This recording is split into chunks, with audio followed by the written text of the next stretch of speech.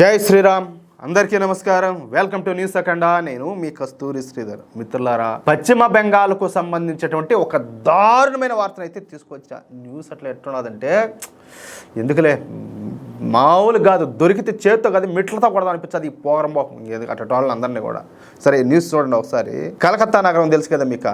ఈ కలకత్తా ఒకప్పుడు మన దేశానికి ఆర్థిక రాజధాని నగరం అనమాట. అప్పట్లో మన ఆసియాలో జపాన్లోని టోక్యో తర్వాత అత్యంత జనాభా కలిగినటువంటి నగరం, అంత పెద్ద వైశాల్యం కలిగినటువంటి నగరం కూడా ఈ కలకత్తానే. అలాగే అప్పట్లో ఈ కలకత్తా పారిశ్రామికంగా కూడా అభివృద్ధి చెందింది. అప్పట్లో కలకత్తా వాసులకు ఒక స్పెషాలిటీ కూడా ఉంది. ఇంతకు అది ఏందయ్యా అంటే, మనము దేశం మొత్తం కూడా ఈ రోజు గురించి ఆలోచన చేస్తే కలకత్తా వాసులు రేపటి గురించి కూడా ఆలోచన చేస్తారన్న పేరు ప్రఖ్యాతలో ఈ కలకత్తా నగరానికి, ఆ కలకత్తాలో ఉండేటటువంటి ప్రజలకు ఉన్నిందనమాట. అప్పట్లో ఈ కలకత్తా నగరం అంతా కూడా నీట్ గా ఉన్నింది. ఇక్కడ నీట్నెస్ కు ఎక్కువ ప్రాముఖ్యతనైతే ఇస్తా ఉన్నారు. అంతేకాదు అప్పట్లో కలకత్తాలో శాకాహార భోజనశాలలు కూడా ఎక్కువగా ఉండేటి అనమాట. అంటే వెజిటేరియన్ అనమాట నగరం.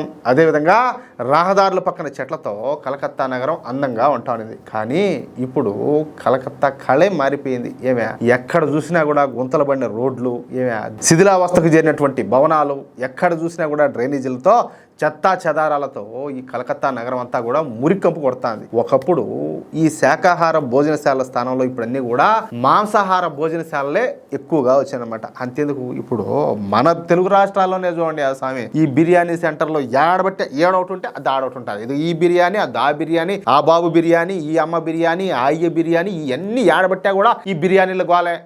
కనీసం ఏదైనా శుచిగా శుభ్రంగా పప్పు, సాంబారు, పచ్చడి, అప్పడం పెట్టుకుని ఏదైనా తాలింపు నంచుకొని రసం వేసుకొని ఏదైనా కడుపుండా శాకాహార భోజనం తిన్నామంటే ఎన్ని హోటళ్ళు ఉన్నాయి, యాండాయి ఉన్నా కూడా అవి ఎంత మాత్రం ఉంటాయో నాకంటే మీకు కూడా బాగా తెలుసు.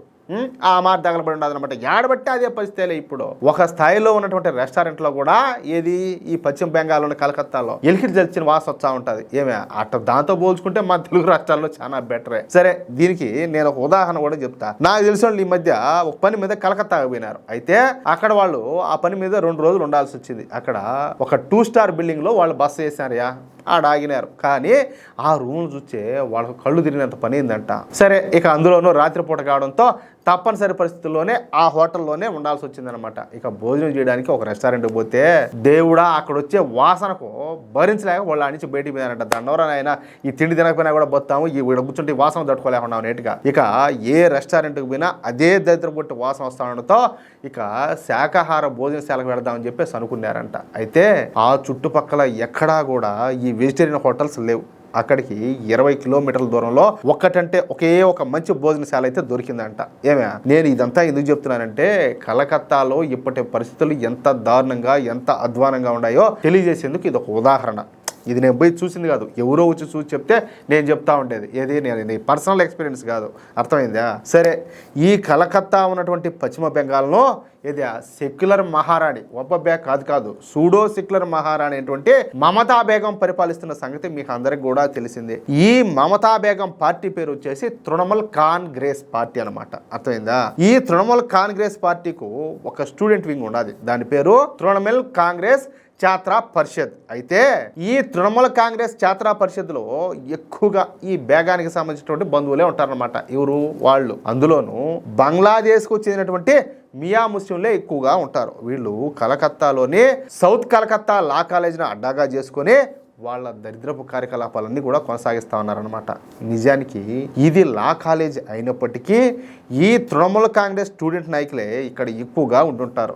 ఏమే, వీళ్లకు 50 ఏళ్ళు వచ్చినా కూడా స్కాలర్ల పేరు మీద ఈ లా కాలేజీని పట్టుకొని వేలాడతా ఇంకా అక్కడే దున్నలు తిన్నట్టు తింటా ఆడనే బతుకుతా ఉన్నారనమాట. అయితే మొన్న ఈ లా కాలేజీలోని ఈ తృణమూల్ కాంగ్రెస్ ఈ ఛాత్రా పరిషత్కు చెందినటువంటి 3 నాయకులు కాలేజీ జరుగుతున్న సమయంలో ఒక స్టూడెంట్ను అత్యాచారం చేశారు. చూడండి, అది కూడా అందరూ చూస్తుండగానే పబ్లిక్గా 3 గంటల పాటు ఈ అమ్మాయి పైన ఇదంతా కూడా ఈ అత్యాచార పరం సాగించినారంట. ఇది ఎంత దారుణమైన సంఘటన ఒకసారి మీరే ఆలోచించండి. మనం సినిమాల్లో చూస్తూ ఉంటాం అప్పుడప్పుడు కొన్ని సీన్లలో, ప్రాణానికి అసలు ఎంత మాత్రం కూడా జీర్ణించుకోలేవు.